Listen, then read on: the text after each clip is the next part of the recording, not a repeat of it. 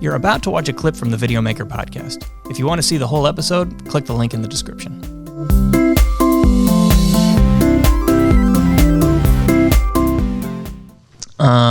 Nikon, Sony, Canon, or Panasonic, which camera brand is best? And we should throw in Blackmagic there as well, and Red, I guess, and GoPro.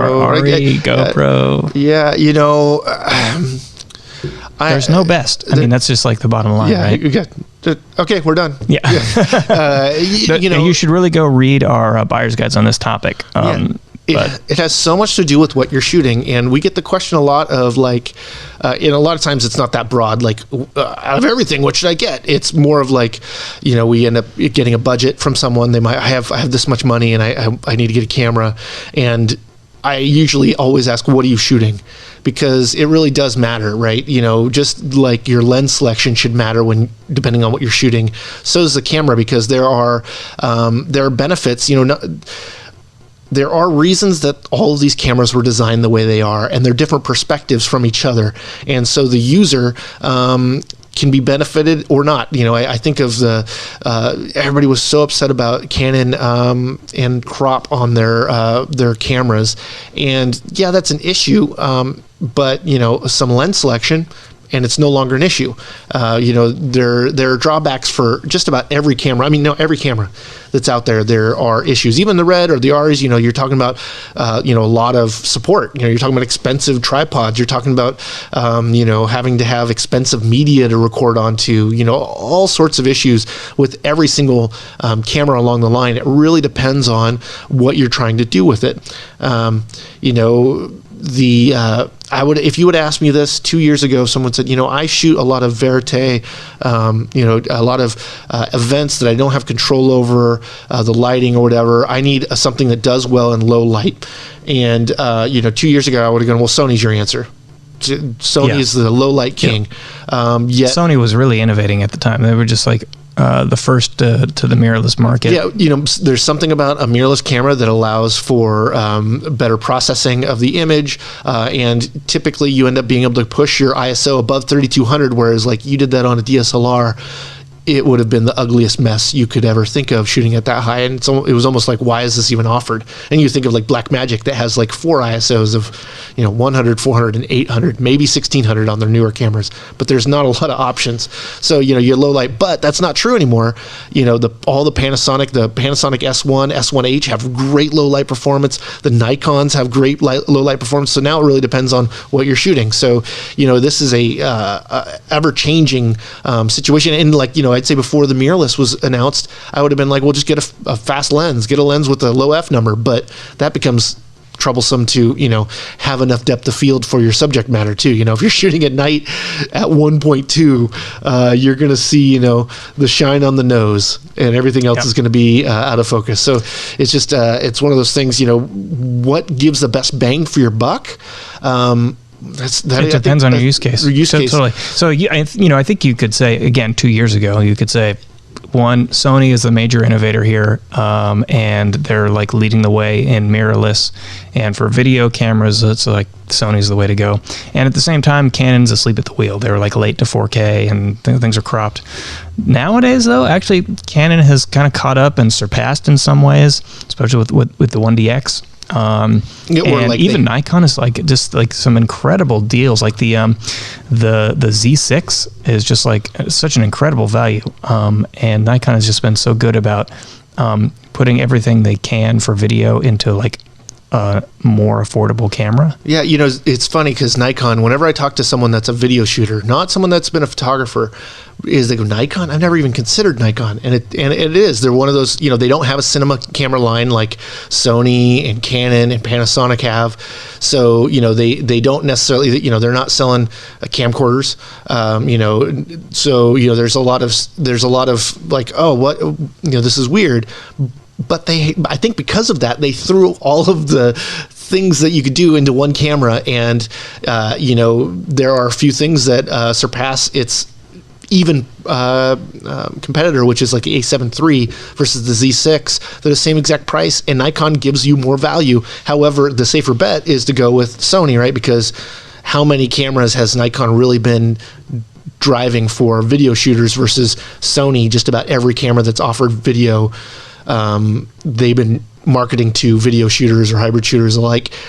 So, it's just one of those things, but it's just interesting because Nikon, we talked to a local high school here in town, and they were all Nikon. And I remember being like, and when they were early Nikon users. Or yeah. And it was, for me, I was like, you guys are shooting, but it's because I think the mindset came from photography. And well, they're a great photography camera, and that we need that first. And now we want videos. We're doing this. And I mean, it's for a high school class, the equipment they have, it's pretty fantastic, and the teacher does a great job. But they're Nikon shooters, and it's just funny because I've talked to kids that have come out of the class that are now in college that have been want to be interns for us and stuff, and they're like, oh yeah, Nikon. They're all excited about Nikon. I'm like, wow, you're the first video shooter I've ever had that's excited about this, and it's just because they came in it, so it's like my view of Nikon is different because I've had, there's been a lot of my history. Nikon wasn't even part of an option, wasn't even something you would consider. Whereas like someone getting into the world now, it's just another one of those mirrorless cameras. So it's one of the ones to choose from. So what the new version of that actually is right now is Fuji. Oh yeah, Fuji, exactly. Like they're just, and that wasn't on the list either. Yeah, Fuji, X-T4 right now is X-T4 is just a real exciting camera, and they're making them APS-C sensors, not going into full frame. Everybody wanted a full frame, but they said we will not make a full frame camera. Wasn't that them? Yeah, it totally was. And it kind of reminds me of what Panasonic's commitment to the Micro Four Thirds is like. No, we think it's good. Now I think Panasonic has since caved. I mean, I know they have. They make the full frame. They make full frame, but they're like bigger than DSLR mirrorless cameras. But it's. They're good value. I mean, they're sub $2,000 cameras. Like the X-T4 has everything they've ever offered in a $1,600 camera, and they have lots of lenses for them. It's not like other manufacturers that they have to make a new lens mount for. Nikon, Canon. They had to make a new lens mount, and they have to go through making lots of lenses, whereas I mean, I just tried out the X-T4, and I had to. They wanted a list of lenses, and I was like, oh, there's like 30 different lenses. There's full set of primes. There's all they've been making zooms. Cameras for a long time. Yeah, and with the X mount and all the rest, it's been around for a good amount of time. So it's a good one to consider. Just like the Micro Four Thirds was, the lenses are cheaper because they don't have to cover the full frame, and of course you're paying less for the camera because it doesn't. Making a full frame sensor, like that sensor is really a big part of the expense of the camera. It's not cheap to make these larger sensors. It's a lot easier to make the smaller ones. So maybe the only one that we haven't gotten into that I don't want to say it doesn't deserve to be gotten into. I guess maybe Olympus. Olympus is technically in the video space, but yeah, and they have the OEM. OEM 1, and I think they have a couple other sensors. They're just in essence the same as the GH5. They have IBIS.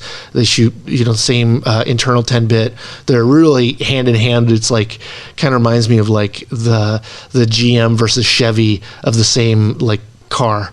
It's like they have a different model name, they have a different brand name, but they're exactly the same vehicle. Okay, so even they're up there. And they are, but they just don't have a whole lot of. They don't have a lot of offerings, right? Like same with like Fuji didn't have a whole lot of cameras to choose from that were good. Now they do, whereas Olympus just has that. But Olympus has a really amazing Micro Four Thirds lens options, and I'm glad they're still making them because they're by far the nicest for the money in the category. And we haven't talked about Blackmagic. Blackmagic, if you're the one drawback to that is also a strength, right? Is their cinema cameras. They don't shoot photos. I mean, they might in like time lapse mode or whatever, but you're just getting, whether a screen grab from video. You might as well do that. But you get all sorts of, you get a RAW, you get to shoot in ProRes if you want. They're affordable. Where else are you going to get 4K RAW for $1,200? There's just a lot of options, but along with that are lots of drawbacks because they have to make a lot of things more affordable. So battery life's really low on most of those cameras. As all Blackmagic stuff, they have really odd form factors in their cameras. Every single one of them's been different than anything else anybody else offers. I mean, Blackmagic has a lot of fans, and for good reason. Totally. I mean, there's such disruptors in this space. A lot of value in their cameras. Yeah, exactly. And for anyone who's on a budget, who needs an inexpensive camera that can do pretty amazing things with motion pictures, I mean, that's like as good as it gets. Yeah, well, and it's the closest you can get to making stuff like the big dogs do. You know what I mean? Like, you get in for $1,200 and you're doing stuff that the $10,000 Canon does, you know, or what have you. So you can get into that workflow. But what I think of in this way is, like, if you're shooting something and, you know, you have a budget, you're going to rely on a $1,200 camera to get that done.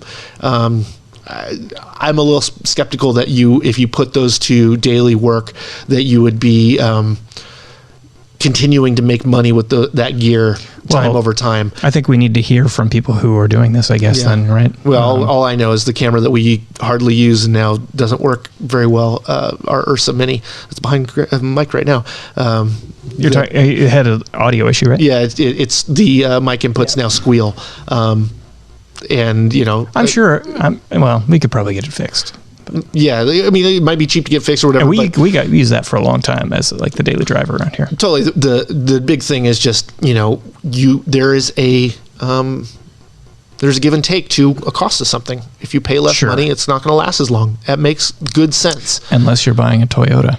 Yeah, or a Subaru, right? Yeah, that's right. They've gotten us on that marketing too, haven't they? It used to be Honda in this. Now Honda's not the brand for the 200,000 miles type of thing. Although it still is. Not? No, I think they are. They're just not. Honda Civic's a popular car, isn't it? Yeah, I guess it is pretty. But they're not as. They used to be a number one brand, whereas like Toyota. But we're talking about cars. Yeah. I love cars. We don't need to talk about cars.